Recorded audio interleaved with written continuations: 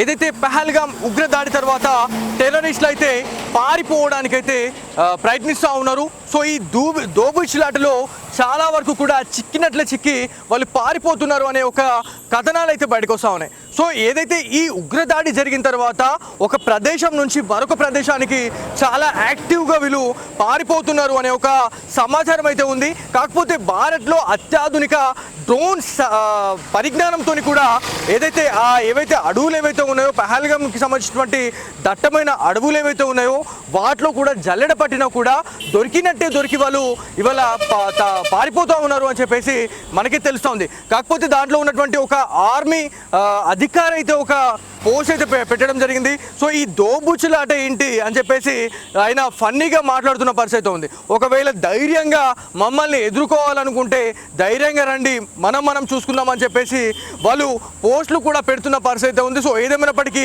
ఈ ఉగ్రదాడి ఏదైతే ఉందో మతపరంగానే జరిగింది అనేటట్టు క్లియర్గా తెలుస్తూ ఉంది. ఎందుకంటే మనకి ఒక వీడియో కూడా ఇవాళ వైరల్ అవుతా ఉన్న పరిస్థితి ఉంది. సో జిప్ లైన్ ఆపరేటర్ ఎవరైతే ఉన్నారో, జిప్ లైన్ దగ్గరికి వచ్చినటువంటి ఎవరైతే టూరిస్ట్ ఎవరైతే ఉన్నారో ఆయన స్టార్ట్ అయ్యే టైంలో అల్లాహు అక్బర్ అని చెప్పేసి తను ఒక మాట పలికిన తర్వాతనే ఆయన పంపించడం జరిగింది. మళ్ళీ దాంతోపాటు ఈ టెర్రరిస్ట్ ఎవరైతే ఉన్నారో వాళ్ళని ఇతను చూశాడు. దాంతోపాటు ఇతనికి వాళ్ళకి సంబంధాలు అయితే ఉన్నాయని చెప్పేసి ఎన్ఐఏ అయితే ఒక క్లియర్గా ఒక స్టేట్మెంట్ కూడా ఇస్తున్న పరిస్థితి ఉంది. ఎందుకంటే ఇక్కడ దాదాపుగా కూడా ప్రతిసారి ఏదైతే ఇట్లాంటి ఉగ్రవాదులకి ఎవరు సపోర్ట్ చేస్తున్నారు అంటే మా మతం మాదే అన్నట్టుగా వాళ్ళు ఏదైతే కాశ్మీరీలు ఎవరైతే కొంతమంది ముస్లింలు ఎవరైతే ఉన్నారో వాళ్ళు సపోర్ట్ చేయడం వల్ల ఇదంతా కూడా జరుగుతుంది అని చెప్పేసి వాళ్ళు క్లియర్ కట్గా తెలుస్తూ ఉంది. దాంట్లో కీలకంగా ఏదైతే మనకి ఈ స్కెచ్ చేసిన వ్యక్తి ఎవరైతే ఉన్నారో దాదాపు 1 month నుంచే ఇది ఒక ప్రణాళిక రూపొందించుకొని ఖచ్చితంగా మారణ హోమం సృష్టించాలా, ఒక విధ్వంసం సృష్టించాలా అనే థాట్లో అయితే ఇదంతా కూడా చేసినట్టు తెలుస్తూ ఉంది. సో దీంట్లో ఖచ్చితంగా మనం మాట్లాడుకోవాల్సిన విషయాలు ఎన్నో ఉన్నాయండి. సో దీంట్లో జమ్మూ కాశ్మీర్లో చాలా వరకు కూడా ఏదైతే మనకి ఎల్ఓసి కావచ్చు లేకపోతే జమ్మూ అనేది ఏదైతే ఉందో ఖచ్చితంగా అది మాకు ఒక జీవనాడి అని చెప్పేసి ఆర్మీకి సంబంధించినటువంటి ఏదైతే పాక్ ఆర్మీ చీఫ్ జనరల్ అయితే ఒక వివాదాస్పద వ్యాఖ్యలు అయితే చేయడం జరిగింది.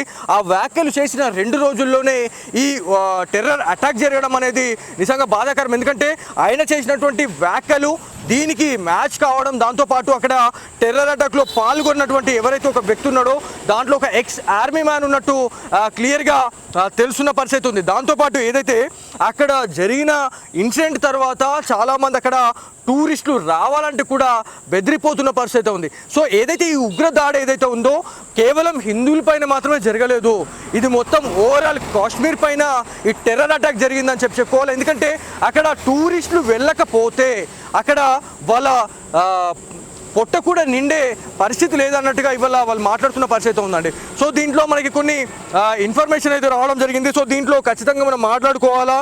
సో మనకు దాదాపుగా కూడా ఏదైతే ఆర్మీ కావచ్చు దాంతోపాటు సిఆర్పిఎఫ్ బిఎస్ఎఫ్ చాలామంది కూడా అధికారులు ఇవాళ ప్రతి ఒక్క అడవిని ఇలా జల్లెడ పడుతూ ఉన్నారు అని చెప్పి తెలుస్తూ ఉంది. కాకపోతే మనకి దొరికినట్లు దొరికి మిస్ కావడం ఏంటి అనే దానిపైన అయితే ఖచ్చితంగా ఒక ప్రాపర్గా మనకు ఒక అంచనా అయితే దొరకట్లేదు అని చెప్పుకోవాలా. సో దీంట్లో ఖచ్చితంగా మనం మాట్లాడుకోవాలా. ఒకసారి భద్రతా బలగాలకు ఉగ్రవాదులకు కూడా మధ్య ఏదైతే ఈ కాల్పులు అయితే జరిగినాయి అని చెప్పేసి మనకే తెలుస్తూ ఉంది. సో దక్షిణ కాశ్మీర్లోని దట్టమైన అడవి ప్రాంతంలో భద్రతా దళాలు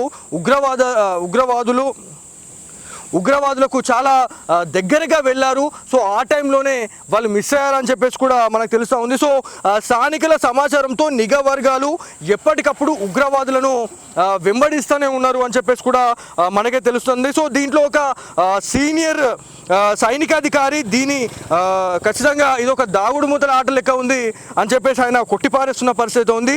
సో దాంతోపాటు ఏదైతే ఈ త్రల్ కొండలు ఏవైతే ఉన్నాయో సో త్రల్ కొండల్లో వారి ఉనికిని గుర్తించిన ఆర్మీ అధికారులు వాళ్ళ దగ్గరికి చేరుకునే టైంలోనే వాళ్ళు మళ్ళీ అక్కడి నుంచి ఎస్కేప్ అయ్యారు అని చెప్పి తెలుసా ఉంది. ఎందుకంటే అత్యాధునిక పరిజ్ఞానంతో ఆ డ్రోన్స్ ఏవైతే ఉన్నాయో ఆ డ్రోన్స్తోనైతే ఆ అడవులను జల్లడ పడుతూ ఉన్నారు అని చెప్పేసి మనందరికి తెలిసిన విషయమే. సో దాంట్లో ఒక గ్రామంలో కూడా వాళ్ళు ఒక ఇంట్లో రాత్రి బస చేశారు. ఆ భోజనం చేయడానికి వచ్చిన టైంలో మళ్ళీ అక్కడ సమాచారం అందుకున్నటువంటి ఆర్మీ అధికారులు అక్కడికి వెళ్ళి చూస్తే అక్కడ ఉన్నటువంటి ఆహారం ఏదైతే పదార్థం ఏదైతే ఉంటుందో ఆ పదార్థాలని తీసుకొని వాళ్ళు పరారయ్యారు అని చెప్పేసి కూడా వాళ్ళు మాట్లాడుతున్న పరిస్థితి ఉంది. సో దీంట్లో ఎంత భయపడతా ఉన్నారు అని చెప్పేసి మనం మాట్లాడుకోవాలా. సో దీంట్లో దాదాపుగా కూడా ఏదైతే మన భారత్లో ఉంటూ చాలామంది ఉగ్రవాదులకు సపోర్ట్ చేస్తున్న వాళ్ళు కూడా చాలామంది ఉన్నారు. సో వాళ్ళకి సహాయం చేసిన వాళ్ళు ఎవరైతే ఉన్నారో ఖచ్చితంగా వాళ్ళను కూడా మేము వదలబోము అని చెప్పేసి మోడీ ఖచ్చితంగా గట్టి వ్యాఖ్యలు అయితే చేసిన పరిస్థితి ఉంది. సో ఉగ్రవాదులు ఎవరైతే ఉన్నారో వాళ్ళకు నిత్యావసరాల సేకరణలో చాలా జాగ్రత్తగా ఉంటున్నారని చెప్పేసి కూడా మనకి ఎన్ఐఏ భద్రత అయితే మనకి చెప్తున్న పరిస్థితి ఉంది. సో దాంతోపాటు మనకి సమాచారం లభించే అవకాశం ఉన్న సహాయకుల ద్వారా ఆహారం తెప్పించుకోవడం లేదు అని చెప్పేసి విశ్వసనీయ సమాచారం అయితే ఉంది. అంటే వాళ్ళకి ఎంతో నమ్మకంగా ఉన్నటువంటి వాళ్ళు ఎవరైతే ఉన్నారో వాళ్ళు కూడా మేము మీకు ఆహారం తెస్తామంటే కూడా వాళ్ళు వద్దు అని చెప్పేసి వాళ్ళు తిరస్కరిస్తున్నారు అని చెప్పేసి మనకే తెలుస్తూ ఉంది. సో దీంట్లో అంటే ఈ నిఘా వర్గాలు ఎవరైతే మనకి ఎన్ఐఏ కావచ్చు, దాంతోపాటు ఇంటెలిజెన్స్ ఒక క్లియర్ రిపోర్ట్ అయితే ఇవ్వడం జరిగింది. సో ఆ రోజు విధ్వంసం జరిగిన తర్వాత అక్కడ ఉన్నటువంటి ఫోన్స్ ఏవైతే ఉన్నాయో టూరిస్టులకు సంబంధించినటువంటి ఫోన్స్ని తీసేసుకొని వాళ్ళు కాల్స్ మాట్లాడే పరిస్థితి అయితే ఉంది అని చెప్పేసి కూడా వాళ్ళు మాట్లాడుతూ ఉన్నారు. అంటే అతి సన్నిహితులు ఎవరైతే ఉన్నారో వాళ్ళకి ఆ ఫోన్స్ వాడి వాటిని అక్కడనే పడేసి వాళ్ళు ఎస్కేప్ అయిపోతున్నారు అని చెప్పేసి కూడా ఎన్ఐఏ క్లియర్గా చెప్తా ఉంది. సో దీంట్లో ఆర్మీ, సిఆర్పిఎఫ్, జమ్మూ కాశ్మీర్ పోలీసులు ఈ పహల్గామ్ చుట్టుపక్కల ఉన్నటువంటి అడుగుల్ని పూర్తిగా జల్లడ పడతా ఉన్నారు అని చెప్పేసి కూడా మనకు తెలుసా ఉంది. కాకపోతే ఈ ఉగ్రవాదానికి సంబంధించి అసలు ఎప్పుడు చెక్ పెట్టే అవకాశం ఉందండి.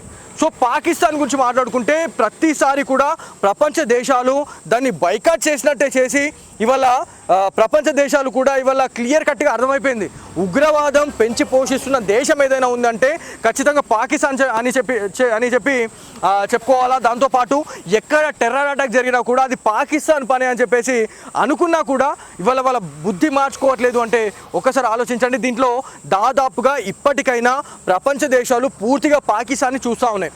సో పాకిస్తాన్కి ఎలాంటి హెల్ప్ చేయొద్దు అని క్లియర్గా ఒక ఒప్పందానికి వచ్చినా లేకపోతే ఒక స్టేట్మెంట్కి వచ్చినా కూడా చాలామంది వల్ల ఏదైతే మనకి టర్కీ కావచ్చు, చైనా, సో వీళ్ళు డబుల్ గేమ్ అనేది ప్రతిసారి ఆడతారండి. సో ఈసారి కూడా చైనాకి ఏదైతే చైనా నుంచి సహాయం అందుకున్నటువంటి పాకిస్తాన్ అత్యాధునిక ఆయుధాలు కావచ్చు, దాంతోపాటు ఏవైతే క్షిపణులు, దాంతోపాటు ఏవైతే మనకి డ్రోన్లకు సంబంధించి కూడా చాలా వరకు తెప్పించి ఉన్నారు. చైనా సహాయం చేస్తుందని చెప్పేసి కూడా విశ్వసనీయ సమాచారం అయితే ఉంది. దాంతోపాటు టర్కీ గురించి మాట్లాడుకుంటే టర్కీ గురించి మనం చాలా మాట్లాడుకోవాల్సిన అవసరం ఎంతైనా ఉంది.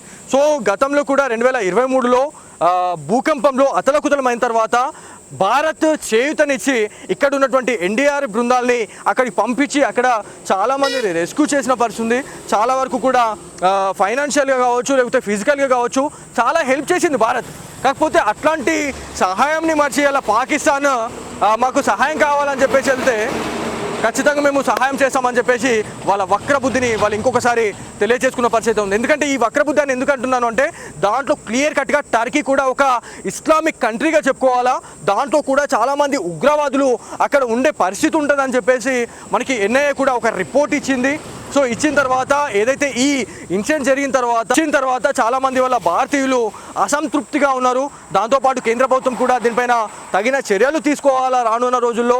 ఎందుకంటే చైనా కావచ్చు, టర్కీకి సంబంధించినటువంటి ఐటమ్స్ ఏవైతే ఎక్స్పోర్ట్ ఏదైతే ఉందో పూర్తిగా నిషేధించాలా, బైకాట్ చేయాలా ఈ కంట్రీస్ని అని చెప్పేసి కూడా భారతీయులు ఇలా కోరుతున్న పరిస్థితి.